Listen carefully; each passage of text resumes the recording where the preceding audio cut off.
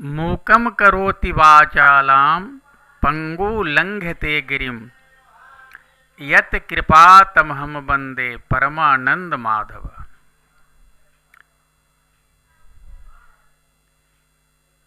ठाकुर जी गूंगे की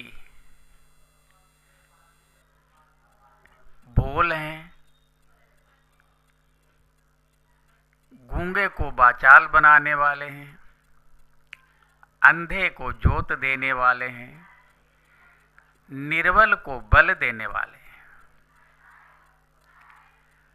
वही ठाकुर जी मूर्खों को ज्ञान दे देते हैं।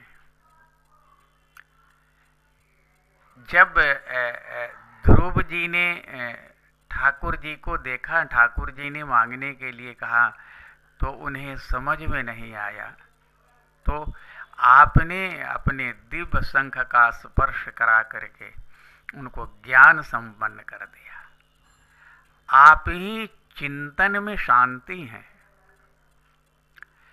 सूरज की रोशनी भी आप ही हैं और चंद्रमा की चांदनी में भी आप ही की छटा दिखलाई पड़ती है। भूखे का अन्न दूसरा कौन हो सकता है और प्यासे का जल भी आप ही हैं। भक्तों का सर्वस्व भक्त आप ही को अपना सर्वस्व मानते हैं।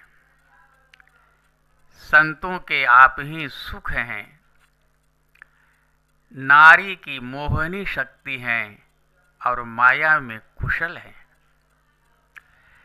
बचपन की सादगी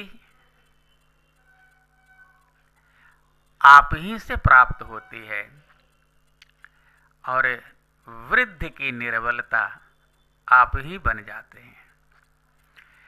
वानप्रस्थ आश्रम में आप ही साधक बन जाते हैं और युवावस्था में कौशल से संपन्न हो जाते हैं। आर्तों के, दुखी जनों के आप ही शौर्य हैं, शक्ति हैं। दुष्टों के लिए आप ही नरसिंह बन जाते हैं।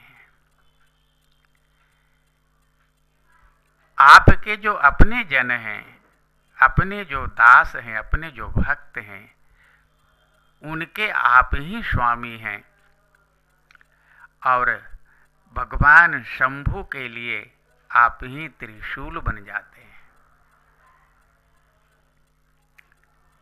ऐसे आपकी सर्वव्यापकता भक्तों से छिपी नहीं रहती है।